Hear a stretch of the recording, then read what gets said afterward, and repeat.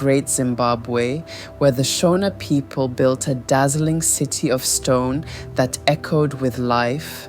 Join us for a thrilling day in their lives, from sunrise feasts to bustling markets and sacred rituals, and discover the secrets of their incredible pre-colonial kingdom. Dawn, waking up to a vibrant world. As the first rays of sunlight spill over the granite hills of Great Zimbabwe, the Shona village stirs to life. The air is cool and the scent of dew on grass mixes with the smoky aroma of last night's fire. In a stone-walled homestead, a family wakes on woven grass mats inside their circular thatched hut. The mother, Nyasha, rises first, her bare feet padding softly on the cool clay floor. She hums a gentle tune, a song of thanks to the ancestors for a new day. Outside, roosters crow and the distant lowing of cattle signals the start of the morning. Children giggle as they roll up their sleeping mats, eager to start their day in this bustling city of stone. Nyasha stokes the fire in the center of the homestead's courtyard, where a pot of millet porridge simmers over glowing coals. We must eat well before heading to the fields. There's much work to do. The family gathers around, sitting on smooth stones or low wooden stools. Breakfast is simple but hearty, thick steaming porridge flavored with wild honey or crushed ground nuts. The father, Tafadzwa, shares stories of the great kings of Zimbabwe, his deep voice captivating the children as they scoop porridge with wooden spoons. After breakfast, the village comes alive. The men grab their tools, hoes and spears. Some head to the fields to farm maize and millet. Others go hunting or check the animal kraals. Young boy running with goats. Come on, goats, let's find greener grass today.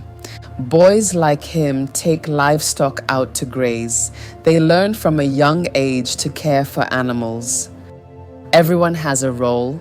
Tafadzwa heads to the fields with his hoe, joining other men to tend crops of sorghum and millet under the rising sun.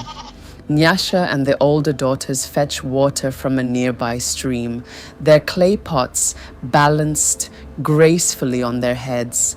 The younger children stay behind, chasing each other through the narrow paths between stone walls, or helping their grandmother weave baskets from dried palm leaves. The village hums with activity. Blacksmiths hammer iron tools, potters shape clay, and traders prepare goods for the market. Women crafting pots, weaving baskets, chatting. Back home, the women continue with their tasks. Some are shaping clay pots, drying them in the sun before they're fired in hot coals. Others weave strong baskets from reeds. These are not just tools, they are works of art. My mother taught me how to make pots. I'll teach my daughter too.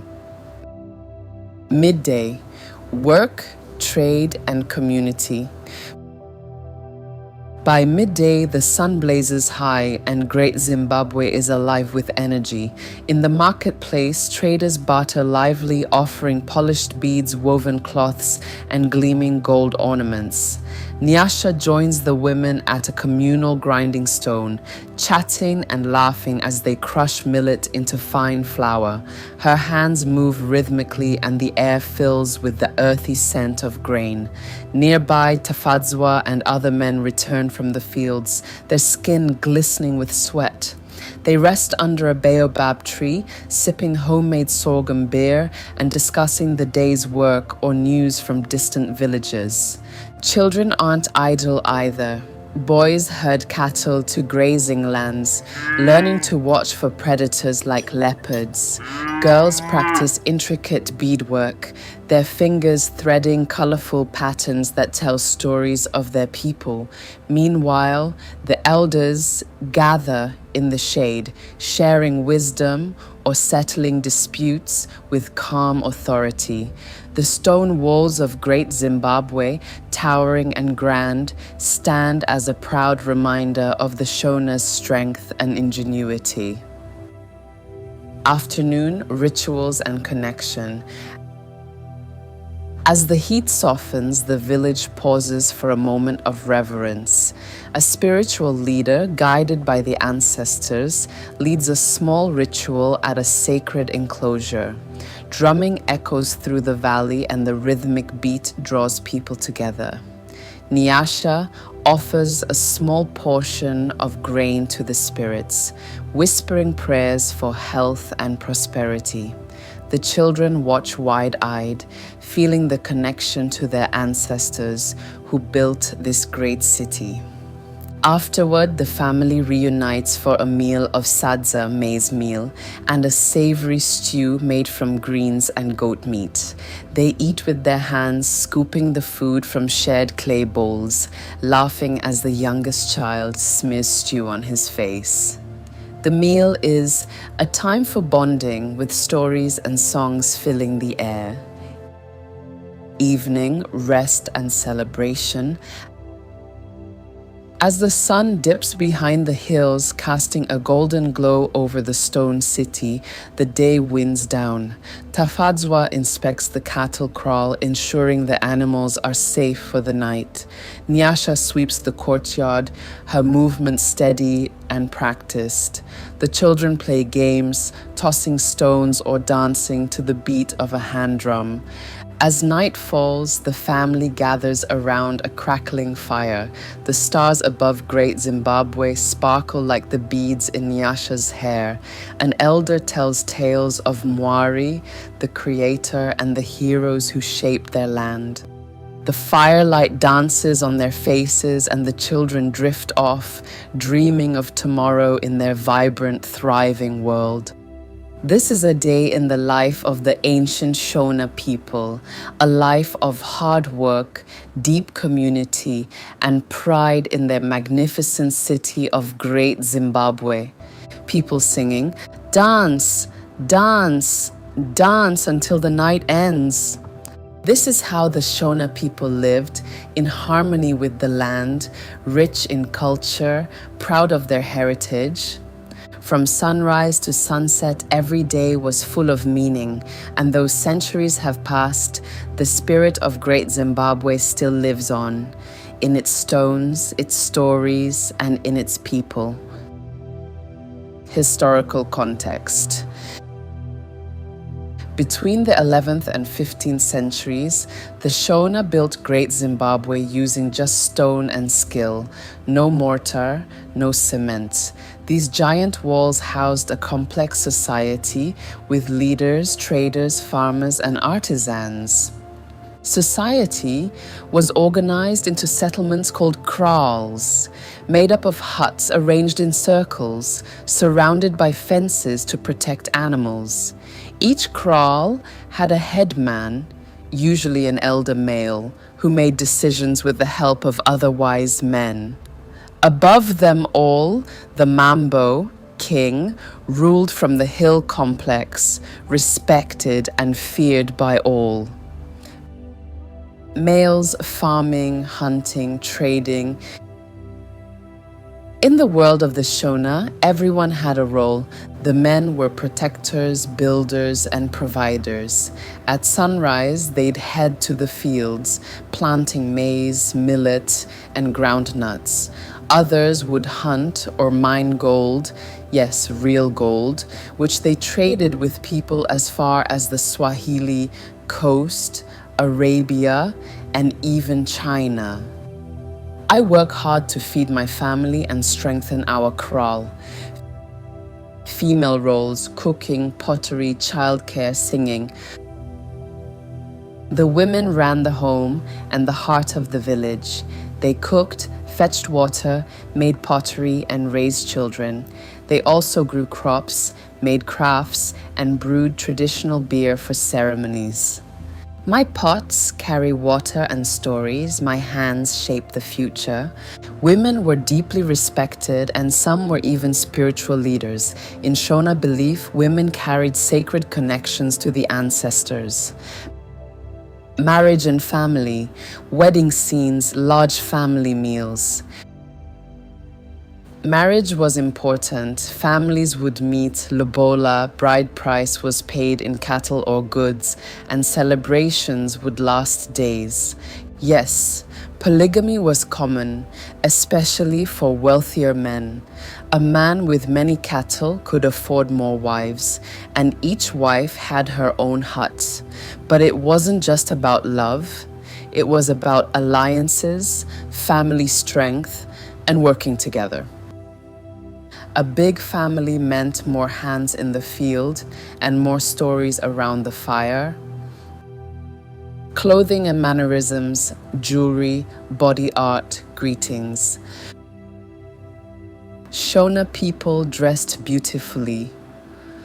Animal skins, beadwork, and iron jewelry showed your status and tribe. People greeted each other with respect, bowing slightly, clapping hands, using soft, humble language. Elders were never spoken to while standing tall. That was rude. Respect ran deep in Shona life. A respectful child is a blessed child. Village life, children playing, women laughing. A Shona village was always buzzing. Children played with clay toys. Young boys learned to herd goats. Girls learned to grind grain and carry water on their heads. Life was busy, but joyful. Evening, cooking, stories, dancing. As the day ends, people gather around fires. Elders tell stories of the ancestors, reminding everyone where they come from. Drums start to beat.